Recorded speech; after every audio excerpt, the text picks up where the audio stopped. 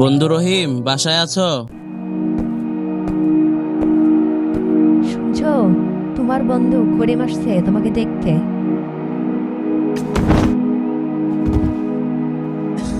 আচ্ছা, ওকে ঘরে নিয়ে আসো, আমি বসতেছি।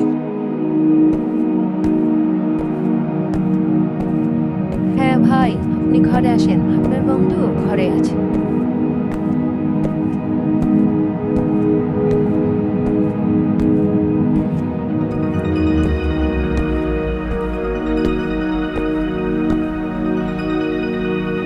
আসসালামু আলাইকুম বন্ধু, কেমন আছো? শুনলাম অসুস্থ। ওয়ালাইকুম আসসালাম। হ্যাঁ বন্ধু, কয়েকদিন ধরে খুব অসুস্থ। বন্ধু, ধৈর্য ধরো। আল্লাহ বলেন, নিশ্চয়ই কষ্টের সাথে রয়েছে স্বস্তি। আর রাসূল সাল্লাল্লাহু আলাইহি সাল্লাম বলেছেন, যখন মুমিন অসুস্থ হয় তার গুনাহ ঝরে যায় যেমন গাছের পাতা ঝরে। সুবহানাল্লাহ।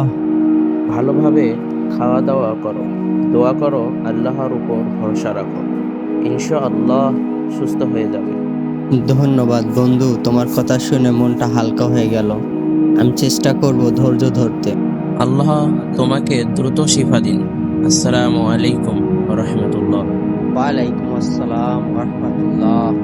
সত্যিকারের বন্ধু সেই যে বিপদের সময় পাশে থাকে।